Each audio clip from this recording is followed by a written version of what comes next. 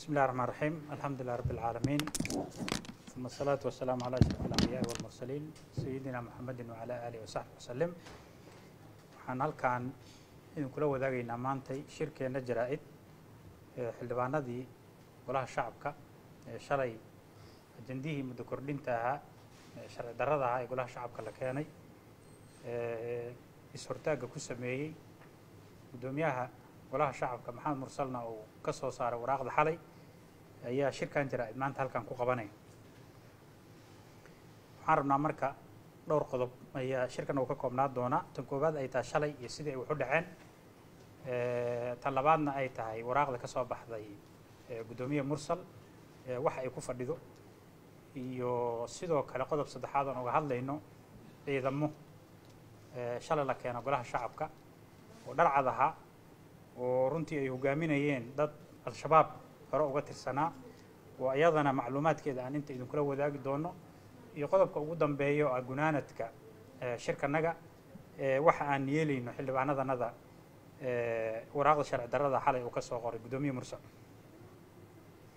annaga xildhibaanada golaha shacabka subaxii hore ayay tageen xarunta golaha shacabka. markii aan tagna xarunta golaha shacabkana waxaan ugu tagnay ciidamo tuuran oo runtii boqolaal gaaraya oo xarunta golaha la keenay. sida aad la socotiin golaha shacabka ciidamo boolis ayuu leeyahay oo ilaaliya amniga xarunta golaha shacabka iyo xildhibaanadaba.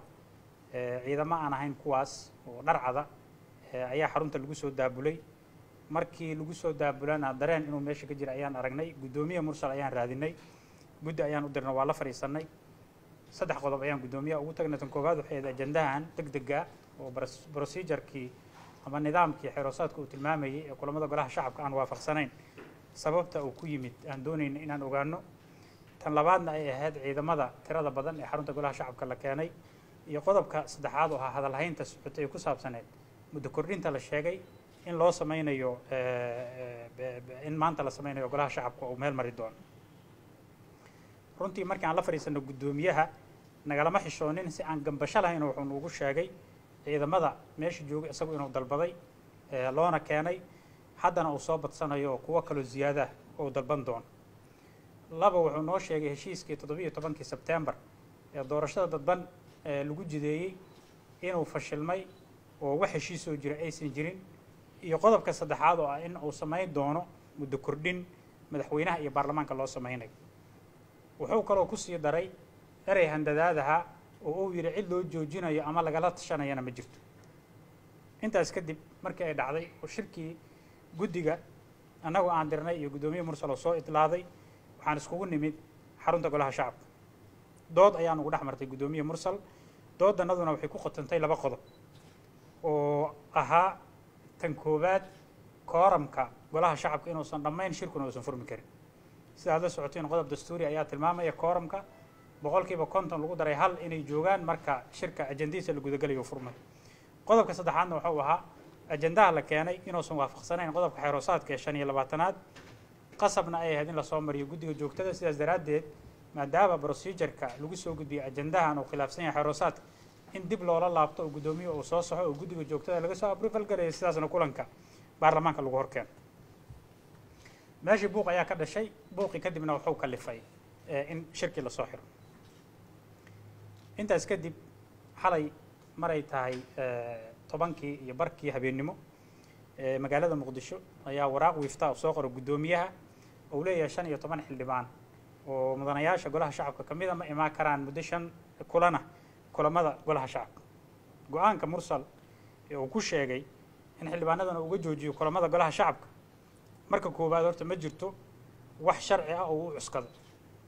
2, ma jirto sharci ama xeer fasaxaya in gudoomiyuhu soo saaro go-aan noocan oo kale. 3, wuxuu meel uga dhacay xeeroosaadka golaha shacabka gudoomiyuhu. awoodda keliya ee gudoomiyuhu uu leeyahay xilliyada fadhiyada waa midda ku cad qodobka 16aad faqradiisa 6aad ee xeeroosaadka golaha shacabka ee si cad u qeexaya haddii ay jirto fawdo ama nidaam darro, gudoomiyuhu wuxuu xiri karaa fadhiyada, wuxuuna ajandaha maalintaas dib ugu dhigi karaa kulanka xiga. sidaas ayuu sharcigu ugu qorayn. sidoo kale mursal wuxuu ku xadgudbay qodobka 25aad ee xeeroosaadka golaha shacabka ee xadeynaya ajandaha fadhiyada golaha shacabka. guddiga joogtada ayaa diyaariya ajendaha fadhiyada golaha. ajendahana waxaa loo qaybiyaa xildhibaanada ugu yaraan 24 saac ka hor fadhiga loo dhan yahay. sidoo kale gudoomiye mursal wuxuu ku tuntay qodobka 14aad ee si cad u qeexaya inuu mas'uul ka yahay fulinta iyo dhowrista xeeroosaadka iyo ilaalinta nidaamka golaha.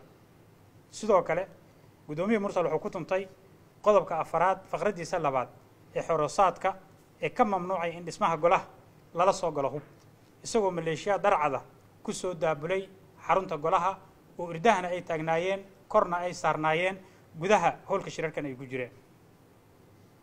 ciidamadaas darcadka ahaa ayaa waxaan rabnaa tafaasiishooda inaan inta ku bixino wixii ay ahaayeen.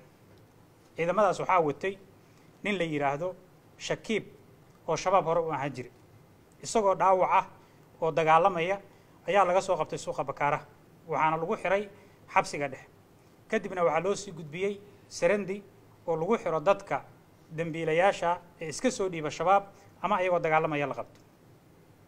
halkaas ayaa laga soo saaray, kadibna waxaa loo qaatay inuu ka mid noqdo ciidamada nabad sugidda. wuxuu shabaab u qaabilsanaan jiray dilalka qorshaysan ee dadka mas'uuliyiinta lagu laayo. wuxuu si toosa ugu xiran yahay taliyaha nabad sugidda Fahad Yaasiin, wuxuuna u qaabilsan yahay howlgallada khaaska ah. ninkan waa markii labaad oo asaga iyo ciidamada oo wato xarunta golaha shacabka la keenayo. sidoo kale ciidamada uu wata waxaa ka mid ahaa sida naloo sheegay kuwa shabaab ka yimid oo Sarandi ku xaraysnaa oo dhammaadkii bishii Febraayo laga soo saaray bastooladana loo qaybiyey. ujeedadooduna ay ahayd inay ka howlgalaan banaanbixii 26 February lagu qabanayay daljirka Dahsoon ee midowga murashaxiinta mucaaradku ay qabanayeen. qaar ka mid ah ciidamadaas shalay la keenay xarunta baarlamaanka waxay wateen qoryaha meelaha fogfog wax ka dila ee loo yaqaano sniper gun. go'aankeena shirka Brito fariinta golaha shacabka maanta loo diray waana soo gaartay, waana tagaynaa shirka Brito insha Allah. warqadda sharci darada ee magacyadeena lagu qoray ee mursal askarta ugu dhiibay dhiigeennana lagu barnaysanayay wixii nagu soo gaara mas'uuliyaddeeda si shakhsi ah waxaa u qaadaya gudoomiye maxamed mursal. waxaan leenahay shuruucda dalka wax jeebkaaga geli kara waa ka weyn tahay ee dastuurka iyo xeeroosaadka golaha shacabka mudana u hoggaansan. waa mahadsantihiin.